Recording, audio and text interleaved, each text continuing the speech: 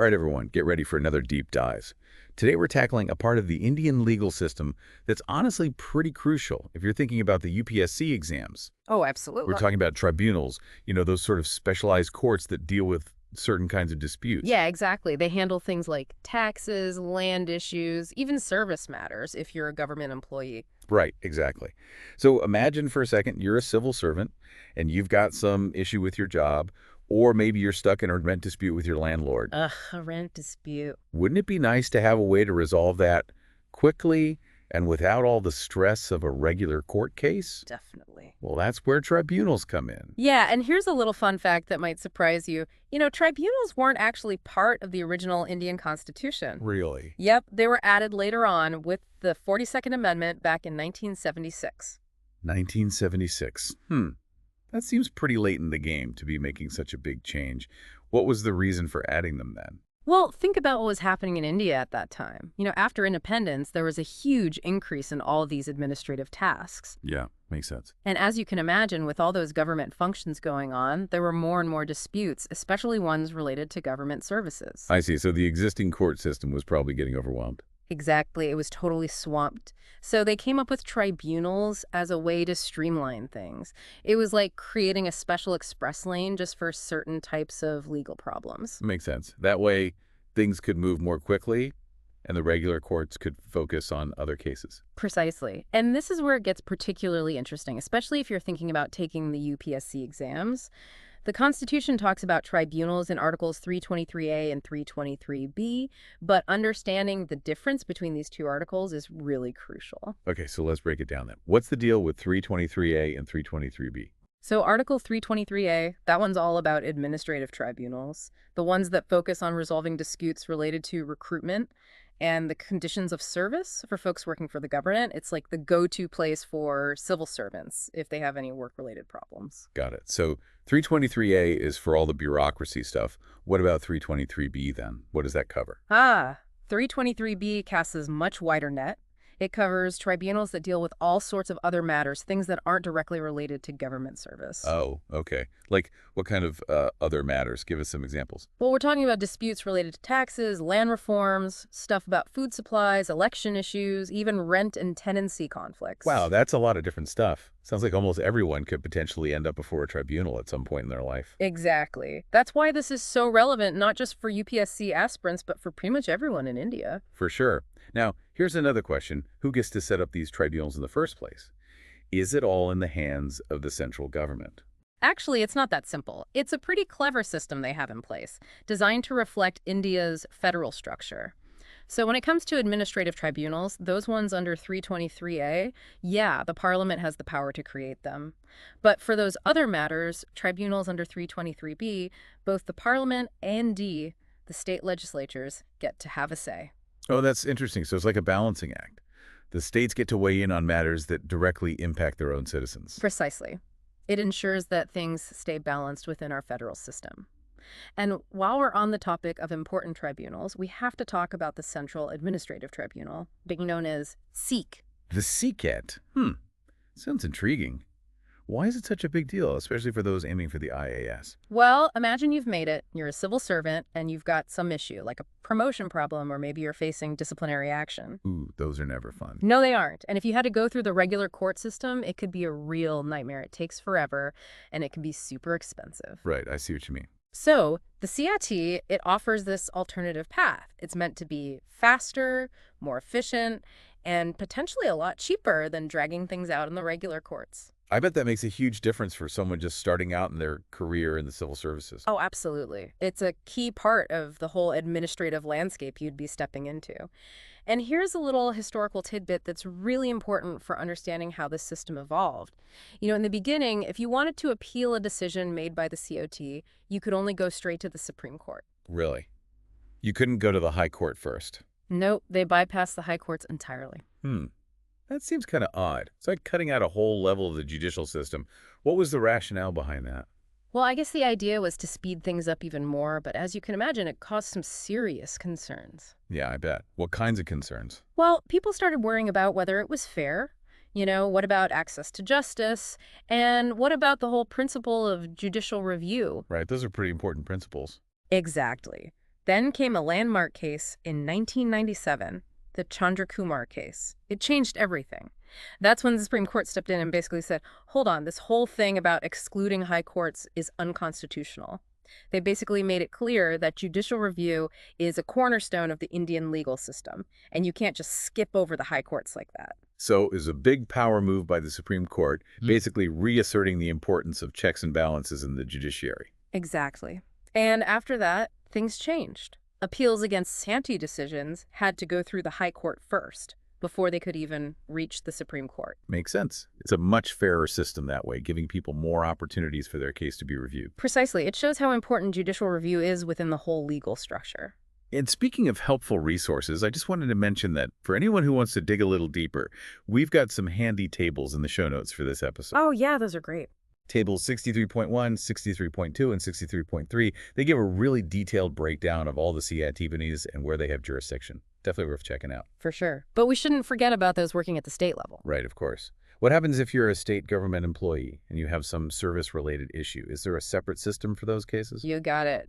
That's where state administrative tribunals, or SATs, come in. They're basically like mini cats operating at the state level. Ah, so each state has its own version of the CIT to deal with state government employee disputes. Precisely. And here's another interesting thing about tribunals. They're not bound by all those super strict and time-consuming procedures you find in regular courts. Oh, that's good. So it's a more streamlined, less formal approach. Exactly. The idea is to make things more efficient and get to a resolution faster. I like that. And to top it off, the fee for filing an application with the tribunal, it's super affordable, only 50 rupees. Wow. Only 50 rupees. That's amazing, especially compared to how expensive regular court cases can be. Right. It really makes justice a lot more accessible for everyone. Absolutely. It's all about making the system less intimidating and making sure everyone has a fair shot no matter who they are or what their issue is. Couldn't agree more. Well, I think that's a great place to pause for now. We've covered so much ground already. Yeah, we have. We've gone over the history behind tribunals, those key articles in the Constitution, and even that landmark Chandrakumar case. Don't forget those handy tables in the show notes, too. Right, those are great resources. But there's still so much more to explore. Oh, definitely. So make sure you join us for part 2 of this deep dive, where we'll delve even deeper into the world of tribunals in India. Can't wait. See you there. You know, it's really fascinating when you think about it. Tribunals are like this reflection of how India's been changing and developing over time. Oh, I see what you mean. I mean, think about it. After independence, things started changing really quickly. The country was developing, the administration was growing, and all of a sudden, you need these new ways to handle disputes, especially ones that are really specific to certain areas. Yeah, it's like the legal system had to evolve to keep up with everything else that was going on. Exactly. And now, in the 21st century, India is facing a whole new set of challenges like environmental issues, all the stuff with digital technology. It's a whole different ballgame. And I think the role of tribunals is going to become even more important as we go forward. That's a really interesting point. It makes you wonder what kind of new tribunals we might need to create in the future to deal with all these new problems. You're thinking like a true policy wonk. That's the kind of forward thinking that will really impress the UPSC folks. Okay, UPSC aspirants, take note. Thinking about future trends and how the legal system needs to adapt, that's key. Absolutely. But before we get too far ahead of ourselves, let's take a step back and revisit the origins of tribunals for a minute. Remember we talked about the 42nd Amendment in 1976? Well, that amendment was a really big deal. Okay, let's rewind a bit. For those who are just starting their UPSC journey, can you give us a little refresher on why this 42nd Amendment is considered such a turning point in the Indian legal system? Sure. Think of it as a mini constitution because it made so many changes. It really shook things up. It shifted the balance of power between the central government and the state governments.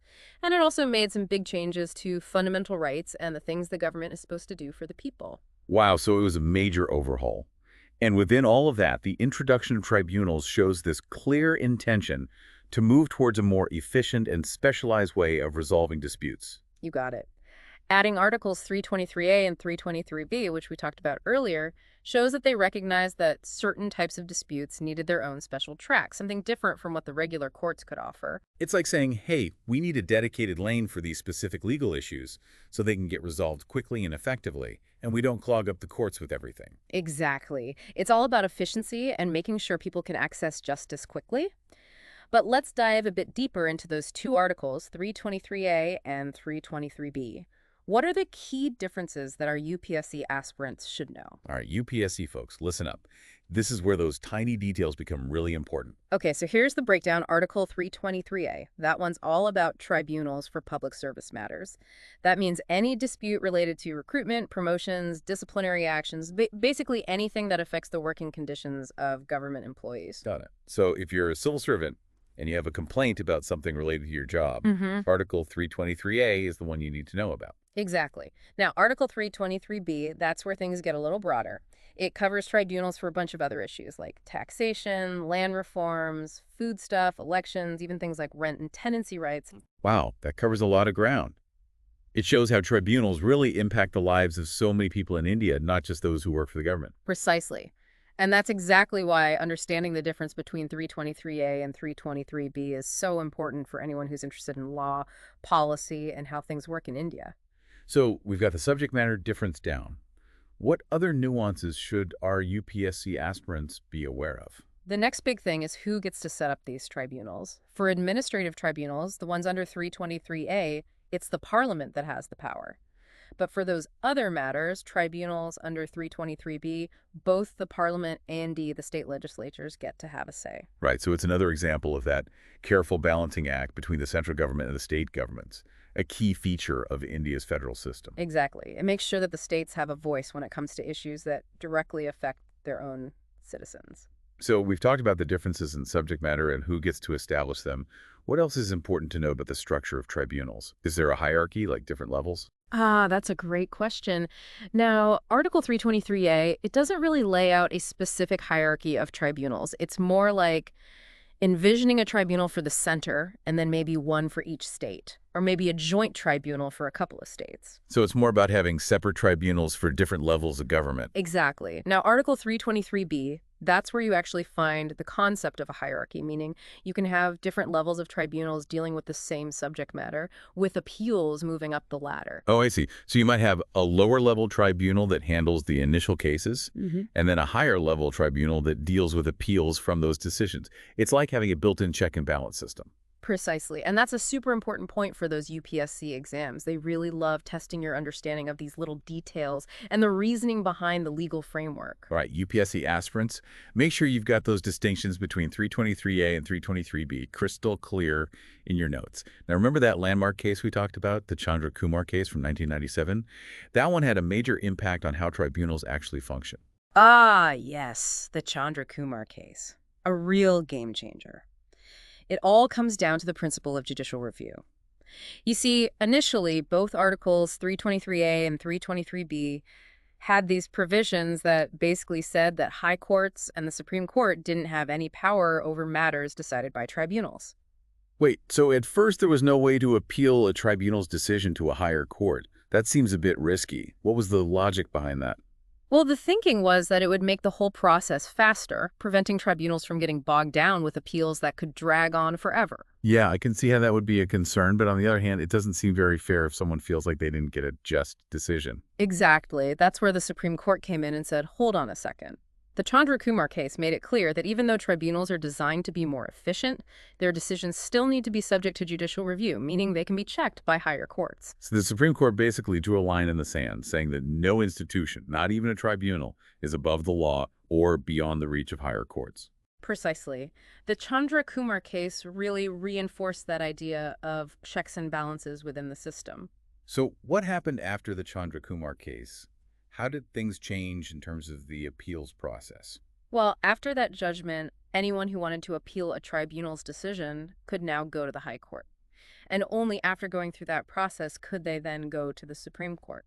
I see. So it added an extra layer of judicial scrutiny, making the whole system more robust and making sure that tribunal decisions are reviewed thoroughly. Exactly. The Chandra Kumar case was a turning point for tribunals in India. It clarified their place within the legal system and made sure that things stayed balanced.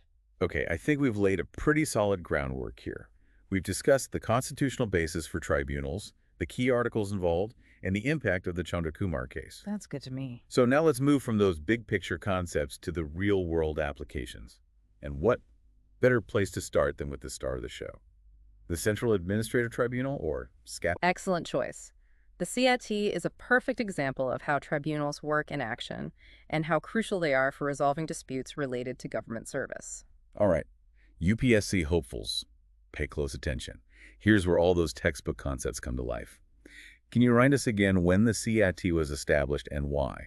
What gap was it meant to fill? Sure. So the CIT was established in 1985, and the main reason was to deal with this massive backlog of service-related disputes that were just piling up in the regular courts. Makes sense. I Yeah. can only imagine how many cases were getting stuck in the system. Oh, it was a huge problem. Before the CIT, these disputes were usually dealt with by civil courts or high courts, which, as you can imagine, took forever and cost a lot of money. Yeah, and with so many people working for the government in India, it's no wonder the courts were overwhelmed. Exactly. So they created the CIT as this specialized body that could handle these disputes much more efficiently and get to a resolution faster. So it's like creating a dedicated fast track just for service-related legal issues. Exactly. Now, the CIT has a chairman and other members, and these members come from both judicial and administrative backgrounds, which is a really smart move. Oh, that's interesting. So it's not just about knowing the law, it's also about understanding how the government actually works from the inside. Precisely. That blend of expertise is what makes the CIT so effective at handling these types of cases. What kind of cases does the CIT typically handle? What falls under their jurisdiction? Oh, it's a wide range. Things like recruitment, promotions, transfers, disciplinary actions, pensions, basically anything and everything related to the service conditions of government employees. So if you're a civil servant and you have an issue related to any of those things, the CIT is where you'd go to seek a resolution. You got it. Now, it's important to note that the CIT's jurisdiction covers a huge number of public servants, including those in all India services, central civil services, and even civilian employees working for the defense services. Wow, that's a lot of people. But are there any exceptions? Any groups of government employees who are not covered by the CIT? Yes, there are a few exceptions. For example, members of the defense forces, people working for the Supreme Court, and the staff of the parliament. They are not covered by the CIT. They have their own separate systems for dealing with service matters. Right, that makes sense. Different sectors might need slightly different approaches. Exactly. Now, our source material mentions that the CIT has 17 regular benches spread across India. This is really important for making sure that public servants from all parts of the country have access to justice. Yeah, that makes sense. So out of those 17 benches, 15 of them are located at the main seats of the high courts, and then there are 2 more in Jaipur and Lucknow. Plus, they also hold these circuit sittings in other locations as needed. So it's like taking the court to the people so they don't have to travel long distances just to get their case heard. Exactly. It's all about making the system more accessible. All right, we've talked about the structure and the jurisdiction, but let's get down to the nitty-gritty. What's the actual process like for a public servant who wants to file a case with the CIT? One of the best things about the CIT is that it's designed to be very accessible. The process is pretty straightforward. You just need to submit a written application explaining your grievance and pay a small fee of 50 rupees. Wow, only 50 rupees. That's incredibly affordable, especially compared to the cost of regular court cases. Exactly. They made it that way so that anyone can afford to access the system. So after the application is submitted, what happens next? Well, the CIT will send a notice to the other party involved, which is usually the government department or authority that's being challenged. Right. And then they'll schedule a hearing where both sides can present their case. Do people have to hire lawyers for these hearings, or can they represent themselves? The CIT allows you to do either. You can appear in person or you can have a lawyer represent you. It's really flexible that way. That's good. It gives people options, especially if they can't afford a lawyer. Exactly. And unlike regular courts, the CIT isn't bound by all those super strict and time-consuming procedures you find in the Civil Procedure Code. Oh, so things can move faster with the CIT. Precisely. They aim to be much more efficient. Makes sense. But even though the CIT doesn't have all those strict rules, they still have to follow the principles of natural justice. Of course, that's essential. What that means is that everyone involved has the right to be heard, to present their side of the story, and to receive a fair and impartial judgment. Right. It's like finding a balance between being efficient and still making sure that justice is served. Exactly. So we've talked about the application process, the hearings, and the principles of natural justice. What about the decisions that the CIT makes? Are those final? The CAT's decisions are binding on the parties involved. However, remember we talked about the Chandra Kumar case? Right, the one that established the principle of judicial review. Exactly. So even though the CAT's decisions are important, they can still be challenged. If someone disagrees with the decision, they can appeal it to the High Court. Right, so there are still checks and balances in place to ensure that the system is fair.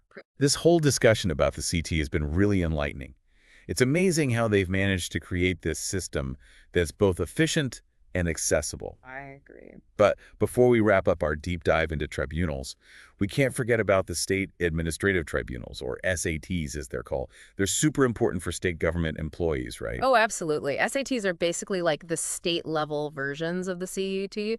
They provide a specialized space for resolving service-related disputes for folks working for state governments. So it's like having a mini catch in each state. Exactly. It makes sure that people working for state governments have the same access to this specialized system as those working for the central government. Now, one thing I was wondering, do all states have SATs? That's a great question. And the answer is no, not all states have them. It's up to each state to decide if they want to ask the central government to set one up. Ah, so it's another example of how India's federal structure plays out in practice.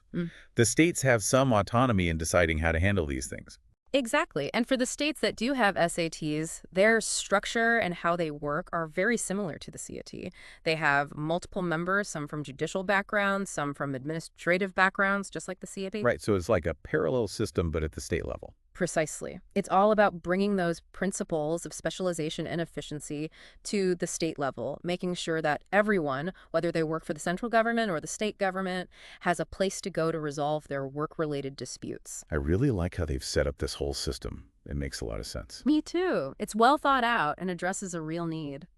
Welcome back, everyone. We're wrapping up our deep dive into the world of tribunals in India.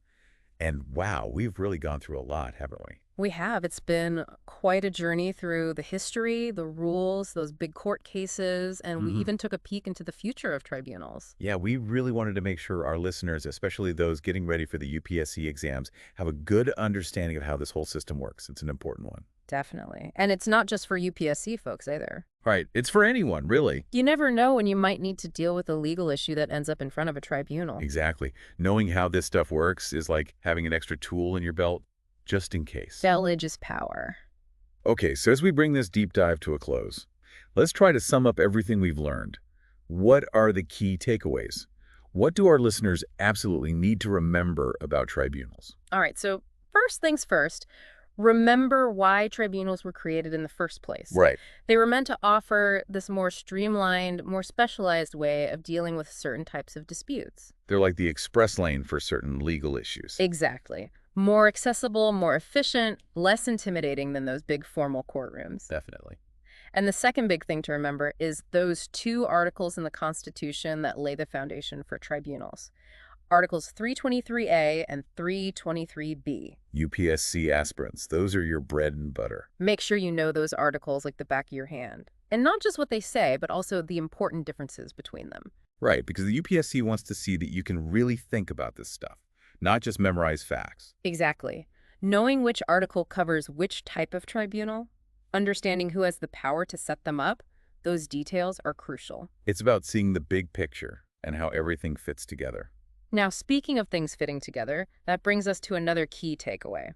The Chandra Kumar case. Ah, yes, a classic. That case really drives home the importance of judicial review and the fact that no institution, not even a specialized tribunal, is above the law or beyond the reach of higher courts. It's all about checks and balances, right? Yeah. Making sure that everyone plays by the rules. Precisely. Now, besides those big concepts, it's also super important to understand how those key tribunals, like the CIT and SATs, actually operate in the real world. Right. Knowing what kinds of cases they handle, what their powers are, all those practical details, that's really helpful for understanding how these things work in practice. It's that bridge between theory and reality. Exactly.